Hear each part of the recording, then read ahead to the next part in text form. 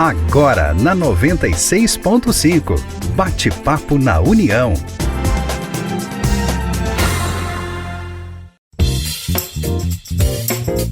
Olá, pessoal, que bom estar com vocês em mais um Bate-Papo na União. Sempre, todas as segundas-feiras, estamos aqui para ter um bate-papo legal, falando de coisas da vida, do dia a dia, pensando e refletindo sobre as situações mais diversas. E como já foi dito lá no início, esta voz que você ouve é do Flávio, de Blumenau. Muito bem, gente querida. William falando com vocês aqui do Rio Grande do Sul, a cidade de Sapiranga. Sempre é uma alegria, sempre é muito bom estar com vocês aqui no Bate-Papo na União. E que bom que você está aí com a gente, que seja um tempo hoje esse também para você pensar, refletir. Claro, a gente não tem como incluir você ativamente aqui nesse bate-papo. Nós falamos e tá chegando aí de alguma forma a você no rádio, na internet, mas que esse debate, esse bate-papo possa contribuir assim para o seu pensamento e para o seu crescimento. Com certeza. E a gente... tudo na vida tem mudanças, não é verdade, William? A gente muda de vez em quando. O William também talvez vai fazer umas mudanças aí, não é verdade, William? Como é que é? Fala um pouquinho das tuas mudanças de vida aí. Vou fazer uma mudança. A partir de meados de setembro de 2024, vou estar indo para Novo Hamburgo, que é pertinho aqui de Sapiranga, ali onde eu vou morar. Dá uns 20 minutos, vou estar trabalhando em um novo campo de atividade ministerial, uma nova comunidade luterana. Então, depois de 5 anos e meio sem mudança física mesmo, de imóveis, livros e outras coisas, agora vai acontecer de novo, agora no mês de setembro. Só para entender, assim, qual o tamanho de Sapiranga, onde você está hoje? Sapiranga, a cidade tem cerca de 80 mil habitantes, alguns já dizem que talvez tenha 90 mil habitantes. E Novo Hamburgo está perto aí 250 mil, 270, 280 mil. Está mais perto aí de Porto Alegre. Quanto mais perto de Porto Alegre, maiores são as cidades. Aqui é um parâmetro, assim, né? Tu tem uma cidade como Indaial, Timbó, e aí você vem a Blumenau com 350 mil habitantes, né? Então é uma diferença grande, né? Sai de uma cidadezinha menor, e aí você vai para um centro, não dá para dizer que é uma grande cidade, né? Mas já faz parte da região metropolitana. Isso significa que é uma região já bem interessante, com suas coisas boas demais. Mas desde já, uma bênção na tua vida e nessas mudanças, que dê tudo certo. Obrigado. Mas essas mudanças que acontecem na vida também acontecem na sociedade. É verdade. Você que ouve a gente sabe que a nossa sociedade ela é um laboratório de transformação. Ela é como uma espiral. Tem coisas que ela vai sempre em direção ao futuro, nessa perspectiva, né, de tempo, como a gente conhece ele, mas de uma forma espiral. Tem coisas que ela retoma, mas ela sempre vai buscando uma modificação, uma adaptação e vai fluindo em direção ao futuro. E nessa condição de história, de construção histórica, fazem muitas mudanças. A gente já viu muitas coisas no passado. O William e eu, a gente teve a oportunidade de estudar muito passado, histórias, principalmente a história moderna, e história desde a escrita, e 5.000 antes de Cristo, quando os hieróglifos primeiro, depois veio as línguas antigas, entre eles o hebraico, e contando as primeiras histórias, trazendo os primeiros mitos das pessoas e de suas histórias, tradições, culturas, enfim. E aí com isso a gente vai montando essa história e a gente vai percebendo hoje, em 2024, que muitas coisas se repetem. Muitas coisas que estavam lá no passado, há 3.000 anos repete hoje, há 2.000 anos repete hoje, no ano de 1300 repete hoje. Por exemplo, toda essa questão relacionada a guerras e tal, judeus e ali os filisteus, antigos filisteus, isso já passou, isso já é coisa que já aconteceu no passado, agora está se repetindo de novo. Hoje só mudam o nome, são palestinos contra os israelenses, mas o os povos continuam sendo os mesmos, as histórias se repetem. Assim, na Europa também, a história de que já tentaram conquistar a Europa no passado, hoje tentam de novo, mas de outras formas, né? Então a gente vai percebendo essas mudanças de conquistas, sempre na perspectiva de que uma cultura ou um povo tenta sublimar o outro, ou deixar o outro, ou tentar extinguir os outros, como foi no caso do Brasil, por exemplo, de trazer a cultura europeia, extinguindo os indígenas. Isso foi algo que aconteceu, não dá para negar na nossa história. Então, sobrepondo de novo a cultura que veio com as naus, né, que veio lá, dito mundo inteligente, o desenvolvido, para sublimar e para escravizar povos aqui e assim por diante. E, claro, sempre devemos ter olhos críticos em relação a isso. A gente não pode aceitar algumas situações. E eu e o William, a gente quer conversar hoje com você sobre fazer uma crítica à nossa realidade. Nós temos uma realidade hoje muito diferente, onde nós, por exemplo, quando eu nasci em 1972, os livros de histórias, assim por diante, diziam que uma geração a cada 50 anos. Então, para você mudar algo bem específico dentro de uma cultura, demorava. Tinha 50 anos, é uma geração para fazer uma determinada mudança. Hoje a gente vê gerações de X, de Y a Z, por exemplo, que aconteceu em questão de 20 anos. Então tu tem 3 gerações aí dos anos 2000 para cá, tu já tem 4 gerações. Dos anos 70 são os baby boomers, e aí vem os outros. E nossa, isso já foi uma evolução muito maior, a cada 30, a cada 20, a cada 10, agora é cada 5, mais ou menos, aí nessa perspectiva. E essas mudanças devem trazer conosco também as nossas críticas em relação ao que a gente está vivendo. Tem coisas que acontecem que são muito boas, excepcional, porém tem algumas coisas que a gente não pode deixar acontecer, ou que existe um limite ético, vamos colocar dessa forma, para que as coisas também não extrapolem a sua forma de ser. Na é verdade, William? Isso, com certeza. Eu acho assim que nunca aconteceu na história um tempo de mudanças tão rápidas quanto agora. Se a gente pensar, por exemplo, ali, Tomás de Aquino viveu ali por 1200. O mundo que Lutero viveu em 1500 mudou pouca coisa do tempo de Tomás de Aquino para o tempo de Lutero. Então, às vezes demoravam 3, 4, 5 séculos para acontecer uma mudança significativa na sociedade. Aí depois veio a Revolução Industrial, mas também ainda era um processo lento. Hoje não, hoje o mundo muda praticamente a cada dia. Daqui a pouco a gente acha que já chegou no ápice, a internet está bobando, rede social é tudo, e daí do nada aparece a inteligência artificial e dá um novo choque, já é coisa nova, e desempregabilidade, como é que vão ficar as profissões, todo mundo tem que aprender a usar esse negócio. Novidade sempre aparece, e nesse sentido essa questão das gerações, como elas são também volúveis, essa é uma palavra um pouco complicada, mas líquidas, como mudam de fato. Agora, por exemplo, estava estudando essa questão de gerações esses dias aqui, Flávio, estava olhando a geração alfa, que é a geração que a gente tem hoje no ensino confirmatório. É o pessoal aí que nasceu de 2010 para cá, é a primeira geração que veio já plenamente com as redes sociais, que não sabe o que é uma vida sem rede social. E é bem interessante. Aí eles, por exemplo, são muito dependentes de você estar sempre engajando eles, porque os vídeos que ficam arrastando para cima fazem isso. Toda essa circunstância está presente, mas agora, em 2020 para cá, já está vindo outra geração. Imagina agora com as inteligências artificiais, esses que estão nascendo agora, em 2024 para frente já vai ser outra geração.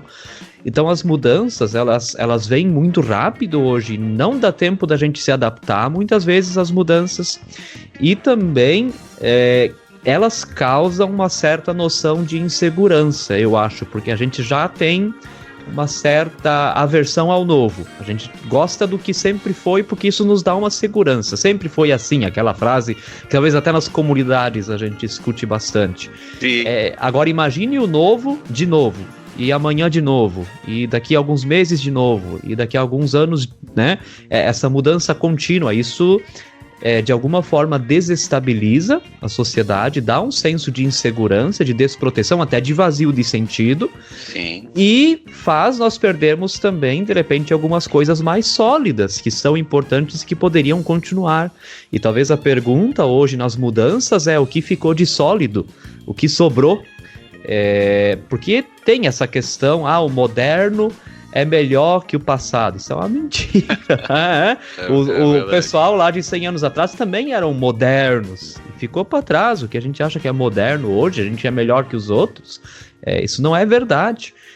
Então a gente nem sempre tem essa capacidade de encontrar coisas sólidas que ficam e de fazer essa crítica ao moderno, aquilo que é mais moderno, que às vezes ajuda, mas também às vezes atrapalha. Porque o que eram valores imutáveis há 30 anos atrás, 40, 50 anos, nossos pais, hoje eles são relativos. Isso. E essa é a crítica que a gente tem que fazer à nossa sociedade de hoje. Até onde nós podemos relativizar uma coisa e outra? Até onde a gente tem que pensar até onde minorias e maiorias, por exemplo, né? Por exemplo, dentro do que nós entendemos como democracia, a democracia ela não é movida pela minoria. Ela é contra a questão da minoria. Por quê? Porque a maioria tem que votar numa pessoa. A maioria tem que apoiar um determinado político. A maioria tem que... senão ela não chega lá, entende? É interessante, a gente fala tanto de minoria, mas a democracia ela acontece pelas maiorias e não pelas minorias. Quer dizer, o que é uma maioria é o que rege, né, os pensamentos da sociedade, o jeito de ser da sociedade. E a gente pode fazer as nossas críticas em relação a isso. Porque tem críticas em relação quando a maioria manda, mas também tem críticas quando a gente inverte, diz que a minoria também manda, né? Então a gente tem que ter uma crítica em relação a isso. A gente não pode só aceitar e dizer...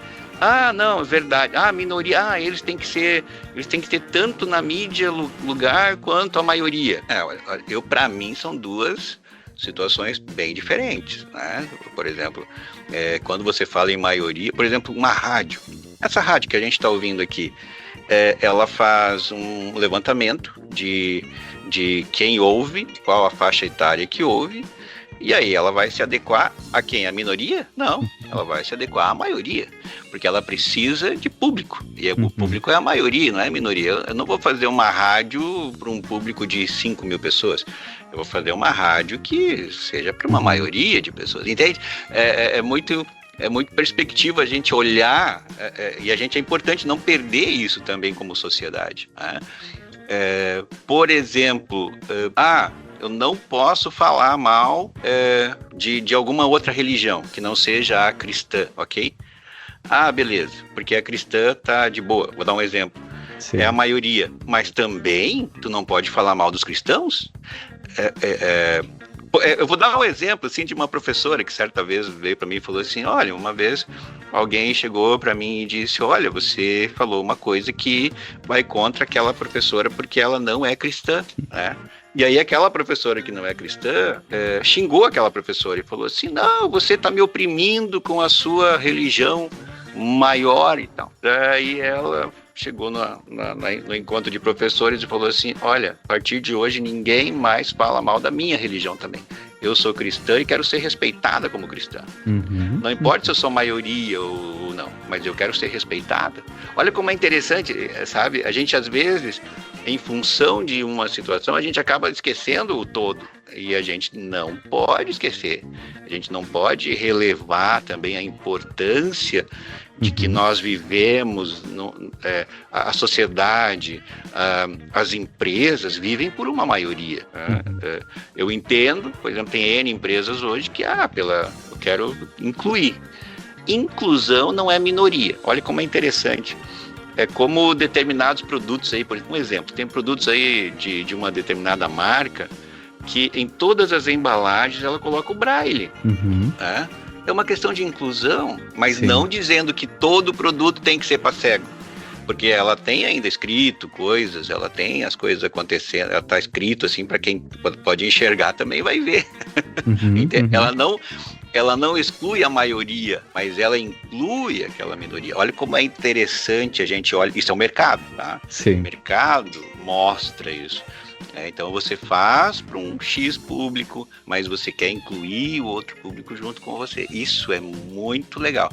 E isso é uma crítica saudável, mas a gente tem que, como sociedade, olhar isso sempre pelos dois lados. Uma outra situação que a gente vê também é inversão de valores. Quais são os nossos valores imutáveis, como os nossos avós, como os nossos bisavós? Quais são os valores que estão dentro no nosso DNA que não se muda? Isso é algo que a gente, como sociedade, também tem que deixar claro. Quais são os nossos valores? Qual é o valor da sociedade brasileira? Será que é correto o valor do jeitinho brasileiro? É um valor que nós temos disseminado dentro da nossa cultura, quer dizer, querer tirar vantagem em tudo, levar vantagem em tudo, né? E o jogo de futebol mostra isso. O cara levou vantagem, né? Ele deixou o cara para trás lá e deu uma falta, mas levou vantagem, né? A gente só pensa na vantagem como cultura hoje. Isso é saudável? Não é saudável, não é correto. Não é esse tipo de sociedade que nós devemos deixar repercutir ecoar dentro das mentes das nossas crianças ou dentro da sociedade, esse tipo de frase que se torna uma verdade. Então, isso é uma inversão de valor. Não tem que dar jeitinho. Jeitinho é aquela pessoa, daí por causa de uma frase maldita, agora pensando em todo o universo dessa palavra maldita, de maldizer ela, ou de maldita como algo ruim, uma frase maldita para a nossa sociedade, eu afirmo isso, e isso faz com que as pessoas, quando estão no trânsito, eu quero te ter uma vantagem. Eu vou entrar pelo lado direito, vou pelo acostamento e vou sair lá na frente. Deixo todo mundo para trás. Mas eu ganhei, eu levei vantagem sobre os outros. E essa vantagem significa ultrapassar a regra. E isso está errado. Nós não podemos ultrapassar as regras. As regras estão aí para serem seguidas. O pessoal de moto, por exemplo, né? A moto diz o seguinte, que só pode ultrapassar pela esquerda quando está parado. Quando tem duas faixas, só quando está parado. Eu não preciso ficar olhando se tem uma moto para trás enquanto eu estou andando. Eu só tenho que parar. Quando eu paro, eu tenho que olhar para trás, sabe? É assim que funciona. Essa é a regra. Eu estou seguindo expectativa e realidade. Isso. Agora, na realidade, o que a gente vê? Meu Deus, o pessoal fica passando do lado esquerdo, assim, você anda a 40, 50, 60 por hora dentro da cidade, o pessoal passando, moendo. E ainda quando você está certo, ainda buzinam para você sair à direita para eles poderem passar. Mas eles estão errados, entende? Eles estão errados. Não pode. A regra não é essa. E nós, como sociedade, a partir do momento que a gente abre, por exemplo, eu também estou errando, não seguindo a regra. Olha como é interessante, né? A gente tem que perceber isso. Mas vamos falar sobre essas situações no próximo bloco, porque já terminamos o primeiro bloco, William. Até daqui a pouquinho no nosso bate-papo na União.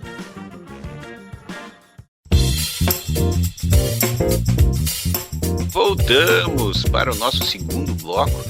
Eu, William, aqui falando sobre fazer uma crítica às questões aqui da sociedade. E eu terminei o primeiro bloco falando, por exemplo, de que a gente acaba sendo permissível com pessoas que não cumprem as regras como sociedade. Um exemplo que a gente estava colocando é a questão das motos, né? Muitos, não digo que todos são assim, mas muitos ficam ultrapassando pela esquerda, mesmo com faixa dupla, e onde só poderiam fazê-lo quando a fila está parada. Aí a regra diz que quando estamos parados no trânsito, eles podem passar e ir adiante. Mas quando em movimento, não pode. Essa é a regra, pelo Código de Trânsito. E a gente vê muita gente, daí quando eles estão atrás, eles dão uma buzinada, e daí os dois erram. Erra quem abre, porque ele está também transgredindo a regra. Sim. E o cara que passa em movimento está transgredindo a regra. É dois que estão transgredindo a regra. Então, veja como a sociedade, ela acaba assim, um erra em função do outro. E isso eu digo que é aquela tal da bola de neve, na verdade, William. Quando um erra, ela vai ficando grande. Daí o segundo erra, o terceiro erra, o quarto erra, o quinto erra. E aí a gente vê lá na frente, a nossa sociedade, ela se arrebenta. É que nem aquela bola de neve. No final, quando ela bate numa casa ou em algum lugar, ela arrebenta e leva tudo. E eu vejo isso dentro da nossa sociedade, em várias situações. E isso significa a transgressão das regras é a inversão de valores. É a inversão de valores. O que é mais importante? Né? A gente tem que seguir a regra? Tem que. Porque como sociedade, as regras estão aí para a gente poder viver tranquilamente. É a gente olhar um com o outro com amor, com carinho, com gratidão, com respeito. É incluir as outras pessoas. Uma regra que diz assim, por exemplo, as regras boas de hoje. Hoje nós temos regras assim de inclusão enorme, né? muito, muito boas como sociedade. Hoje, por exemplo, qualquer prédio público que vai ser construído, atualmente, a princípio, todos têm que ter acessibilidade, pensando nas pessoas, em todas as pessoas. Isso é o legal, pensar no todo, mas não excluindo uns e outros. Não é porque eu vou fazer agora para cadeirante que eu não vou pensar nas pessoas que andam bem, entende? Sim. Sabe? Eu tenho que pensar em todos os públicos. E aí dentro dessa sociedade que a gente está vivendo, nós temos algumas inversões de valores. Por exemplo, agora fazendo uma crítica a esta modernidade que a gente está vivendo. A gente olha, quando a gente vai numas praças caminhar e tal, a gente vê algumas pessoas carregando dentro de carrinhos de bebê, cachorro, 2, 3 cachorros, né? Pode, beleza. Mas olha, agora eu vou refletir com você que está ouvindo a gente também, com ele. Mas ao mesmo tempo que você traz o cachorro para dentro do carrinho de bebê, essa mesma sociedade, ela está querendo aprovar leis de aborto. Ou seja, tu quer acabar com a criança, assim, de uma forma geral agora, né? Mas tu permite que esses animais tomem o lugar dessas crianças. Olha como é uma inversão de valores dentro da nossa sociedade. Quando você olha de fora, assim, você vai na rua e você vê isso. Aí você lê um artigo que fala sobre a questão do aborto. Então você vê uma inversão de valores dentro dessa sociedade que a gente vive. E isso pode acontecer, no meu entender, não. O valor da vida humana, ela não pode ser minimizada. Nós não podemos minimizar a vida humana. Isso é contra todos os valores nossos como sociedade, na construção dela até hoje. Então, é uma crítica? É uma crítica. Então, a gente tem que ter esse cuidado. Quais são os valores que não pode? Por exemplo, se eu tenho uma criança de 5 anos e um cachorrinho que está ali, vamos colocar assim, dessa forma, né? Uma criança que não sabe nadar e um cachorrinho que também não sabe nadar. Quem eu salvo primeiro? Entende? Sabe? Aí tem pessoas hoje, William, que são capazes de dizer que tem que salvar primeiro o cachorrinho. Entende? Isso é uma inversão de valores. A vida humana, ela não se compara dentro da lei, né? E não se compara nem com a Bíblia cristã e nem com nenhuma outra religiosidade. Todas as outras religiosidades, todas as outras formas de religiosidade vão dizer isso. A vida humana é prioridade. Isso se viu muito, Flávio, aqui na questão, por exemplo, das enchentes que aconteceram no Rio Grande do Sul, onde isso que tu falaste da piscina aconteceu muito com a questão das enchentes. E talvez não era a questão da criança, mas, por exemplo, uma sogra idosa... situações assim diversas, e houve, depois que as águas abaixaram e apareceram também muitos animais mortos, apareceu muitos julgamentos, especialmente nas redes sociais, como puderam deixar o animal lá, mas falta um pouco também de sensibilidade, entender que muitas vezes não deu tempo, a água veio rápido, e as pessoas buscaram salvar as pessoas, nem outras coisas puderam ser salvas, salvaram a si mesmos.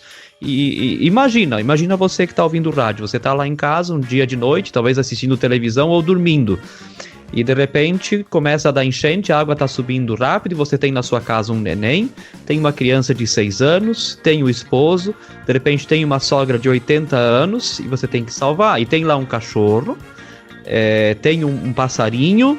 Então são questões assim que apareceram agora depois das enchentes e claro que nós lamentamos, né? Quando é possível, ninguém quer dizer também que os animais têm que ficar presos, que têm que morrer, ou têm que ser maltratados porque são animais.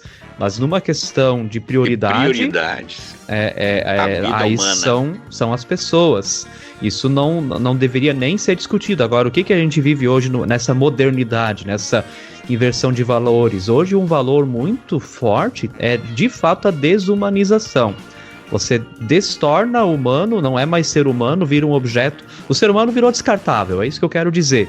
É útil enquanto serve alguma coisa. Depois que não serve mais, ou enquanto não servir, não tiver uma utilidade, então pode ser descartado e o animalzinho tem sua utilidade. Então ele acaba valendo muitas vezes mais que uma pessoa. Isso é muito complicado, porque o ser humano ele é ser humano, né? Ele não é medido e não tem seu valor na sua utilidade. Ele é valor e tem valor porque é ser humano, e isso já vem não só do cristianismo, isso já vem da própria filosofia grega, lá do tempo de Aristóteles, Platão já falavam da dignidade do ser humano. Então isso enfim, é algo que não devia ser muito discutido, mas infelizmente hoje a gente tem que debater essas coisas para defender aquilo que devia até ser meio óbvio, que é o valor do ser humano.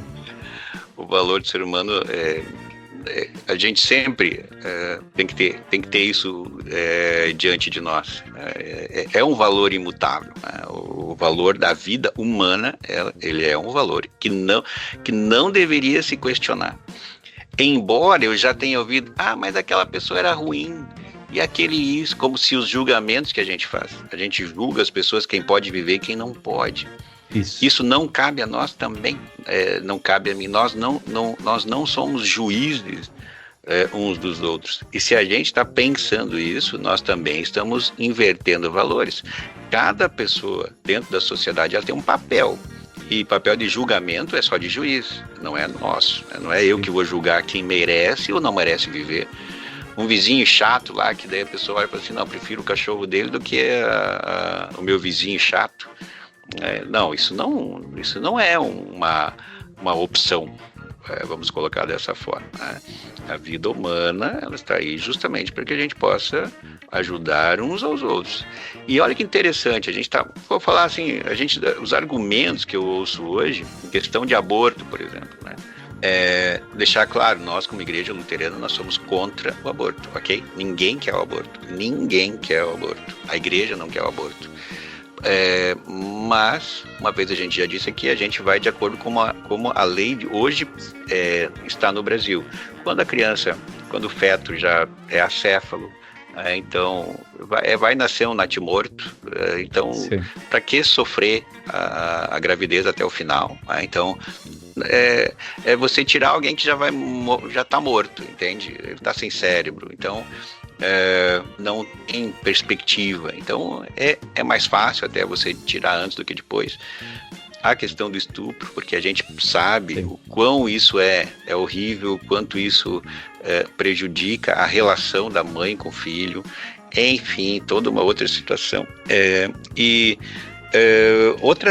Outra questão que a gente não se ouve falar, por exemplo, que também tem a ver com toda essa perspectiva, é de que, por exemplo, hoje a gente vê muitas mães gastando milhões para terem filhos depois dos 40 anos, depois dos 30, porque daí chega uma hora que não pode mais, e daí, mas eu quero ser mãe agora, meus 40, aí vão para não sei aonde, barriga de aluguel, também, qual é o valor disso, né? é justo, eu só estou questionando, não tô colocando agora o que é certo e errado, mas é justo eu ir para a Indonésia e pagar uma mãe miserável, pobre, que não tem dinheiro para comer, para ela gerar um filho para mim lá na Indonésia e depois tirar esse filho dela e trazer para o Brasil? Isso é justo, sabe? Dar lá $10 mil, dela vai viver bem durante 5 anos lá com aqueles $10 mil, não sei, ou $50 mil, que seja, mas tu tá tirando aquele filho daquela mãe e trazendo para cá e dizendo que esse teu, qual é o valor? Então, tu tá adotando um filho que não é teu. Em verdade é isso. Tu tá pegando um filho que só tem do pai, da mãe, sei lá, mas o filho não é teu, é filho daquela mãe lá. Tu tá adotando aquele filho. Então, se é para adotar, vai numa casa, adota por aí, cara, né? Porque esse filho não é dessa mãe do óvulo, ela tem o mesmo DNA, mas ela não é a mãe, entende? Acho que a gente tem que colocar isso às claras para as pessoas. E essa questão, por exemplo, do aborto... A mãe é quem pare, né? Vamos colocar quem pariu aquela criança. E essa questão do aborto, ela é bastante delicada, e na teologia luterana a gente tem um negócio chamado lei e evangelho, que é uma distinção, e muitas vezes no meio evangélico brasileiro existe essa confusão. Explicar brevemente, Lutero também distinguia a lei em 3 usos. O primeiro é o uso civil.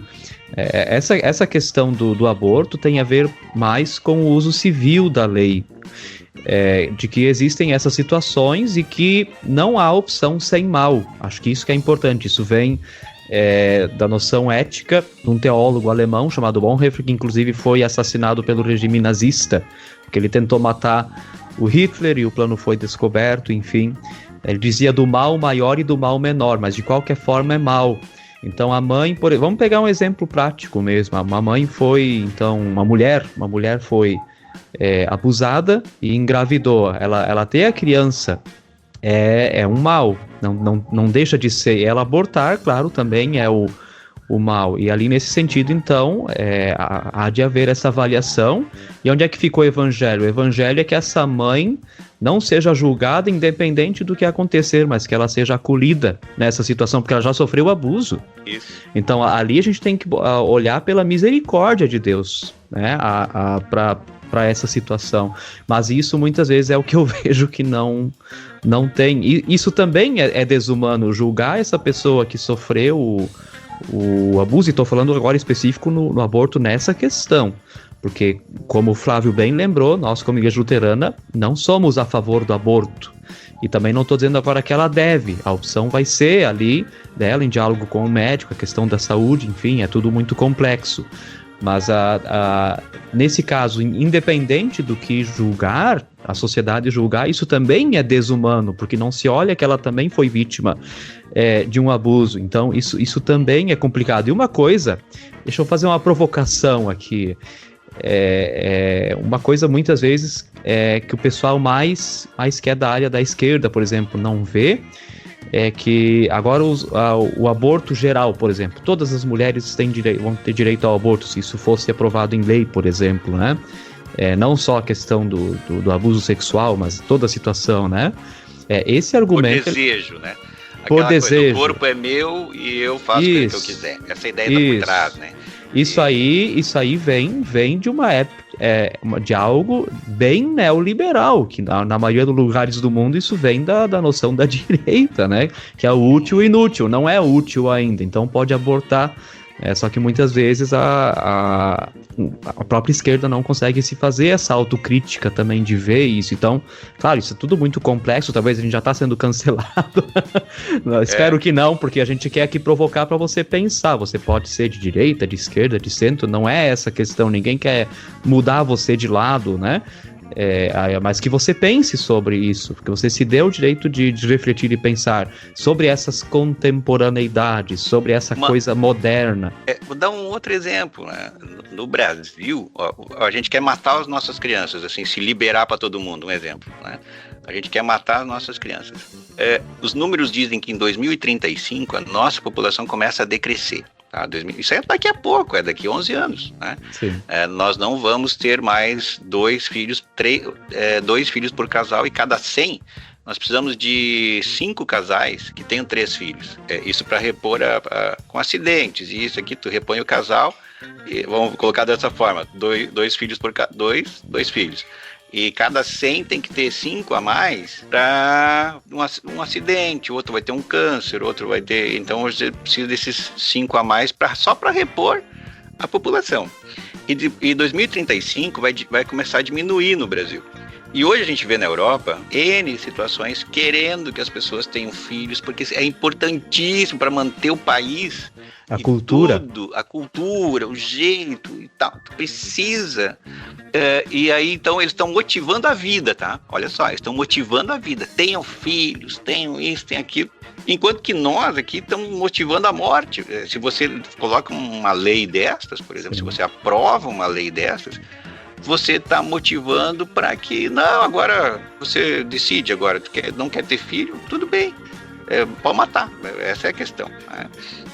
Mas a gente vai precisar destas crianças, vamos precisar dessas crianças no futuro. Nós, como sociedade, não é?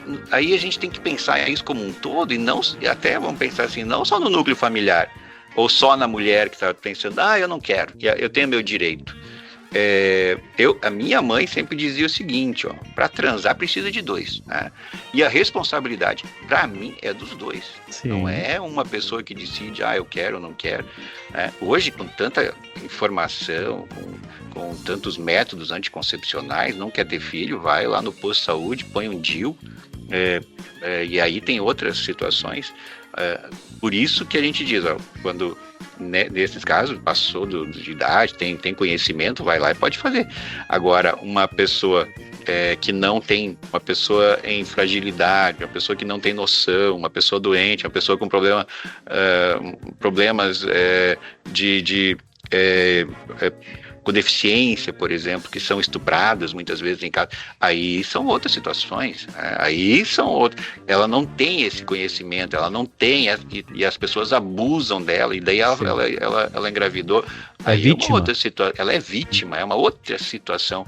Mas quando é uma pessoa inteligente, que lá tem todas as faculdades mentais, como a gente coloca assim, e vai lá e correu o risco, vamos colocar assim, transei com alguém lá, hoje tive vontade de transar com alguém lá, fui numa balada e deu vontade e transei, o risco tá ali, meu amigo, então não faça. Minha mãe já dizia isso, não quer ter risco, não faça, porque se tu tá correndo risco, também a gente tem que se dar conta das consequências das das responsabilidades.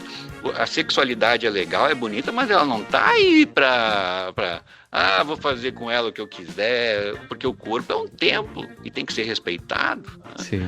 Então são situações que a gente tem que pensar como sociedade, avaliar como um todo. E outra, se a sociedade tem que motivar a ter filhos, dizer, olha, está na hora de vocês começarem a ter mais filhos, e nós vamos cuidar ainda mais dos filhos de vocês. E quando acontecer algo nessa perspectiva, por exemplo, não quer ter filho lá, ou depois, eu quero doar para alguma família. Cara, faça isso então, deixa a criança nascer, mas não mate ela. Eu sou dessa perspectiva. Tem tanta gente na fila para querer criança, sabe? Tem muita gente com muito amor, com muito carinho, e não pode ter filhos, e não tem dinheiro para ir lá para a Indonésia, para pagar $50 mil lá para uma barriga de aluguel, que eu acho errado, já disse isso, né? Mas são pessoas que têm que ir lá na fila, né? E entrar na fila para adoção. Então, vai lá, deixa lá e fala, olha, eu vou ter a criança, mas vou deixar com alguém para cuidar, porque eu não tenho condição, não tenho isso, não tenho aquilo, beleza.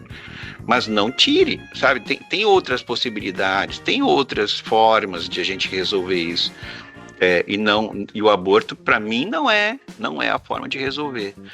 Eu penso até que o Estado, muitas vezes, pode chegar e dizer, olha, nós assumimos, né? O Estado pode assumir. Sim. Tem N casos aí de acolhimento, vão acolher essas crianças pequenas aí. O Estado tem educação, o Estado tem tudo. Então, vai lá, coloca, arruma, ajeita, sabe? Eu penso que tem que ser divulgado isso, outras opções. Não tem que só dizer, se eximir da responsabilidade, dizer, é muito fácil se eximir da responsabilidade. Você quer, então você pode abortar. Não é assim. Agora, se eu digo também, não, você não é para abortar, eu também tenho que tenho que criar condições, claro, para essa pessoa poder ter essa criança. Ela tem que ter acompanhamento psicológico e tal, até o final dessa gravidez, para saber o que essa mãe realmente quer, se ela depois vai querer dar essa criança para outra família, ou vai ficar com ela, e o que o Estado vai entrar, o que o Estado vai ajudar essa criança. Nasceu, não tenho condições lá, não sei onde, não tenho condições de ter essa criança. O Estado assume, ele vai precisar dessa mão de obra depois, por exemplo. Ele tem que pensar nisso, ele vai precisar desse cidadão. Esse cidadão vai dar imposto, vai gerar imposto, esse cidadão ele é alguém importante na roda da sociedade. Então a gente precisa ter outras formas, a gente só vê o lado, abortar ou não abortar. Não é só isso. É minimizar um problema muito maior. É complexo. E a gente tem que olhar isso com carinho. Mas deixamos isso para o próximo bloco. E já conversamos de novo no terceiro bloco sobre essas situações aí do dia a dia. Pessoal, estamos voltando para o terceiro e último bloco já do nosso bate-papo na União. Como o tempo passa rápido, não é verdade, William? Passa muito rápido. Tudo passa muito rápido, muda, como a gente tá falando, e como é bom ter algumas coisas que ficam. E eu tava lembrando, só para citar e mencionar, eu acho que também é importante lembrar esse lado. Nós tivemos aí no final do século XIX um pensador bem polêmico chamado Nietzsche, com certeza já ouviram falar, e ele falava do martelo. Ele tinha um martelo que ele queria quebrar os valores e fazer valores novos. É uma coisa bem interessante, falando de uma maneira bem resumida do resumo. Claro, a gente já falou até aqui do problema disso, de não ter mais valores, de não ter mais o que sustenta, o que dá base, o que dá sentido, que tudo vira um caos, tudo fica muito líquido e muda muito rápido. Agora, claro, também, assim, uma coisa que eu gostaria pessoalmente de dizer é que não quer dizer que os valores também não possam ser objeto de crítica, no sentido da gente pensar sobre eles. Mas por que as coisas são assim desde sei lá quando, né? Isso em si não significa acabar com o valor, isso até é uma coisa importante para a gente entender como certas coisas são e por que são como são. A história não tem a ver só com não repetir os erros do passado, como muitas vezes é dito. Tem a ver com entender como chegamos até aqui. Por que temos essa identidade? Por que temos esses valores? Quais são os valores? Então, essa parte de pensar sobre os valores, isso também é uma coisa importante. Vou dar um exemplo. Faz agora uns dias eu conversei com uma pessoa, ela veio me dizer o seguinte, que ela desde a juventude, ela acreditava na poligamia. Ou seja, vários parceiros, né? Tu pode casar com 3, 4, aquela coisa toda, né? E essa pessoa, ela participou um tempo aí de um processo de conversa sobre religião e tal. Aí ela veio conversar comigo e ela falou assim, pastor, como é bom, cara, porque eu sempre tive uma ideia de que a poligamia é bom. E nessa conversa agora ficou claro de como é importante a monogamia, como ela se estrutura e dá mais função ao cuidar mais assim, tendo um amor muito mais direcionado para uma pessoa, e onde você deposita mais essa confiança, onde você tem mais essa questão de como é que se diz, de troca de experiência, mais intimidade, porque ele falou assim, porque é diferente quando é dentro da poligamia, tu não tem tanto isso, porque daí todo mundo é uma outra relação. Ele diz, agora eu entendo, e agora eu vejo como é importante esse valor dentro da sociedade, e ele mudou, entende? Ele tinha uma perspectiva de poligamia. A partir do momento que ele conversa, a gente vê momentos da sociedade, como a gente se torna uma família, qual o valor da família, qual é Aí ele falou, verdade, agora eu entendo e vejo que isso é muito mais importante, muito mais... como é que ele usou a palavra? Assim, mas eu quero dizer assim, ele mudou de ideia, né? Porque para ele esse se tornou um valor agora, né? E a célula familiar agora ele está mais entendido, mais compreendido, e ele mudou. Isso ele fez uma crítica, entende? Essa foi a questão. Ele fez uma crítica àquilo que ele acreditava. Sim. E talvez também aquilo que ele vivia. Não vou deixar isso tão claro aqui, né? Mas agora ele muda essa perspectiva de vida, né? A partir justamente de contrapor, de ver as ideias, de ouvir uns aos outros. Então veja como isso é importante, conversar e fazer uma autocrítica. Como é bom deixar-se criticar também dentro dos conceitos que a gente tem. Por isso, ser liberal, eu posso ser liberal sem ser poligâmico. Eu posso ser liberal sem usar maconha, sem a liberação das drogas. Sim. Eu posso ser liberal com alguma... sem aprovar determinadas leis aí que estão acontecendo. Então, veja bem, olha como esse mundo é bem interessante. Mas por isso, ser crítico é importantíssimo nesse momento histórico. A crítica, por exemplo, ao celular, agora tem muitas escolas, muitos psicólogos fazendo N críticas ao celular, dizendo que não podemos entregar. Isso vai ser um outro processo agora, né? Vai ser um processo agora de tentar afastar essas gerações, essas próximas gerações, do uso intenso do celular como desculpa dos pais para não ter tempo mais para eles. Para dizer, fica ali porque enquanto você está ali no celular não estou conversando contigo e não está me incomodando. Sabe? É como uma forma de entregar, em vez de dar para uma babá, para uma escolinha, tu põe um celular na mão da criança. Isso não pode acontecer dentro da sociedade. É outra crítica que a gente pode fazer. E ela está aí, está muito presente na nossa vida, mas a gente tem que fazer uma crítica construtiva, a gente tem que, ou se não construtiva, até destrutiva daquilo que agora já ficou normal. É normal daqui a pouco, assim como tem a crisma, a primeira comunhão, confirmação, daqui a pouco a gente vai instituir que a partir dos 10 anos, no aniversário de 10 anos, toda a família tem que dar um celular para o seu filho. Ou antes, ou aos 8 anos, nós temos que dar um celular. Porque eu não quero incômodo e a partir dos 8 anos é bom. Então a gente vai institucionalizar uma coisa que é errada. É errado. Uma criança não tem sabedoria para ter um celular antes dos 14 anos. Ela não tem discernimento. Ela não tem valores ainda formados. Isso, exato. Está justamente nessa fase de formação, na formação dos valores. Se ela não tem valor, aí ali o pai não vai ver, mas ela vai acessar. Porque quando você entrega um celular, você entrega um mundo na mão de uma criança. E ali tem pornografia, ali tem conceitos de poligamia, de sei lá o quê, tem imagens de tudo que tu imaginar. Tem, olha, nossa, é loucuragem, né? Coisas que você nem imagina. Por exemplo, lá tem palavras lá que daqui a pouco eles vão olhar lá e vão dizer, meu Deus, né? E vão aprender com aquilo, porque eles vão absorver como se fosse uma verdade. E não é uma verdade. E não é uma verdade. E eles vão achar, mas isso tá lá, tá na internet, é porque eu posso. Não pode. Tu não pode pular de um prédio que nem um carinha lá tá fazendo, lá colocando a sua vida em risco, e que aparece lá nas imagens, o cara pega e pula de um prédio pro outro, como se fosse a coisa mais normal do mundo. Não é normal. Não é assim. Isso é coisa de louco, a gente que não tem o que fazer na vida, ele quer likes, ele tem interesse que as pessoas vejam a loucura dele para ganhar dinheiro. Olha, esse cara é louco, fez isso, pulou de um prédio pro outro.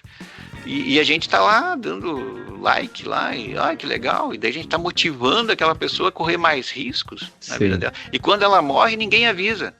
Lá dizendo, o cara pulou de um prédio pro outro, morreu. E aí você olha lá, daqui a pouco acabou, ele só não posta mais. A gente então, tá vivendo agora essa sociedade dos likes, que tá virando um novo valor, de fato. Eu só existo se eu tiver likes. Se eu não tiver likes, aí eu começo a entrar em depressão, começo a ficar triste, porque ninguém gosta do que eu posto, ninguém gosta de mim. Ou a questão, por exemplo, muito recorrente entre adolescentes e jovens, né? Quanto maior, mais explícita for a foto, aí mais os likes, isso vai gerando valores complicados, vai gerando uma geração complicada. Então, com certeza temos que ter uma crítica, tanto aos antigos valores, quanto a esses novos valores que estão aparecendo, porque a gente vê também o quanto há de malefício nessas coisas, o quanto isso prejudica. Imagina esses jovens, né, muitas vezes sem uma base emocional para o futuro depois, né, para o futuro profissional, para o futuro familiar. Se não tiver sempre ali aquele engajamento, aquele incentivo, like na vida, não consegue ir para frente. Isso são coisas bem complicadas, ou valores antigos, né? A gente falou lá no começo do programa, o Flávio falou do jeitinho brasileiro. Esse de fato é um valor que tem que ser criticado, porque ele já nos acompanha há tanto tempo e é um fardo esse valor, é um fardo. A gente tinha que valorizar mais a honestidade, a transparência, e isso é valor, mas infelizmente valores são muitos, uns valem mais, outros valem menos, é o que a gente faz com eles, né? O valor que verdade. A gente dá aos valores. E nessa perspectiva, a gente como sociedade, a gente tem que olhar e qual é o fio vermelho da crítica. Sempre diz assim, a gente tem que ter uma hermenêutica, né? Uma hermenêutica, uma forma de leitura, uma forma de interpretação. Dentro da Bíblia nós temos várias formas de hermenêutica. Nós temos a teologia da libertação, que é uma hermenêutica.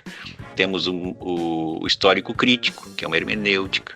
Tem do Champion lá, que é uma outra, versículo por versículo, sei lá como é que é, mas é uma outra forma de leitura, de hermenêutica. Então, olhando para a nossa sociedade, a gente tem que ver assim, o que nos edifica como ser humano. Esse deveria ser o princípio. O que nos edifica como ser humano e o que não nos edifica como ser humano. O que nos ajuda a melhorar na inter-relação e o que não nos ajuda. Esse seria um princípio que a gente poderia usar para fazer a avaliação do que é o certo e o errado. A partir do momento que uma criança toma um celular e vai para dentro do quarto sem interagir mais com ninguém, isso é bom? Não é bom.